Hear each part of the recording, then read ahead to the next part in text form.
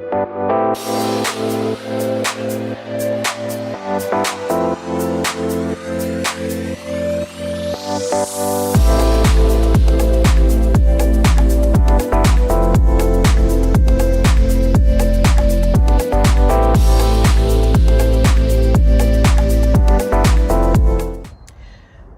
Rush, the wife of the CEO and pilot of OceanGate. That was the company who made the submersible, the little submarine that was going to see the Titanic. Wendy Rush, the wife of this company, the wife of the CEO of this company, and also the pilot, okay, he died too. She is the great-great-granddaughter of the Titanic victims of 1912, Isidor and Ida Strauss. They're of German descent. Isidor Strauss was co-owner or part owner of Macy's department store. So that's some old money, okay? She came from old money. She married money, right? So Isidor and Ida Strauss were first-class passengers on the Titanic.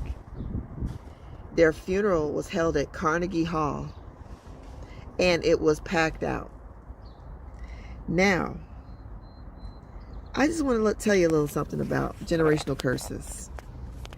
I have been doing these deliverance sessions for people who have been traumatized from slavery. Mainly black people. They see slave ships in their deliverance sessions. They see slave ships getting sunk. And we found out in these sessions that these slave ships were sunk as sacrifices for money. I'm not sure if some of them were sinking the slave ships on purpose as an offering to a god, but historically, in real life, the ships were insured. And if you found out that the ship sank, you would get the insurance money for it. They actually talked about it in this movie called Belle. So you can look it up. And I believe, and I haven't looked this up, but you can look it up. The first insurance policies were insuring the lives of slaves. Now, according to the Bible, be not deceived, God is not mocked. Whatsoever a man soweth, that shall he also reap. Those descendants who sank those ships, the descendants of the people who sank the ships, will die by drowning. I'm wondering if the Strauss family owned slaves and sank a few ships themselves.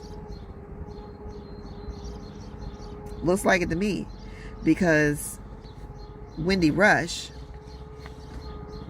she married a man who, and who knows, his family could have sank ships, because everybody was involved in the slave trade. Millions of people were moved from one continent to the next, and I mean everybody's hands were dirty.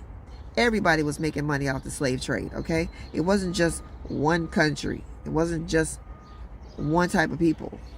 Everybody was making money, all right? So anyway, that's just something to think about.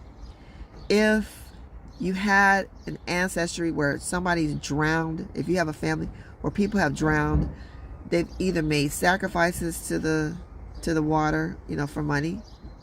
In Africa, they were drowning their babies.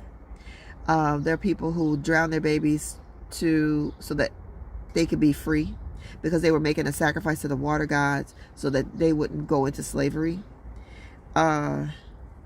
That actually came up in one of Bob Larson's deliverance sessions, and I was there. I was there when the woman was screaming because her husband had taken their baby. It was a soul fragment.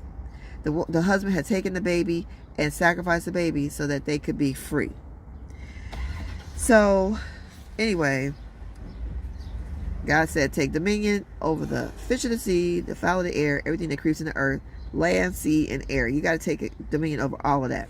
When Satan got kicked out of heaven, my theory is They all took up ownership of some area on earth, land, sea, or air. Demons are everywhere. And they tempt people to come into agreement with them, to make sacrifices to them so they can make them rich. And people have gone for it. So in Breaking Curses 101, I'm helping people identify those contracts and covenants that their ancestors made with the land, sea, or air, with demons of the land, sea, or air. And we break them, and we call that money back. We release their soul fragments. It's so many dimensions to deliverance. If you think that you're finished, you're... if you think you ever are going to finish getting delivered, you're wrong. You'll never finish getting delivered, because you're on this earth to take a dominion, take authority, and you're going to have to continue. In order to fight territorial demons, you can't be in agreement with them, which means you have to make sure you breaking contracts and covenants that your ancestors made with those things. Otherwise, when you try to do warfare against them, they're going to wipe you out, because they have a legal right. They're already in your bloodline. That's it. Hope you got something out of it.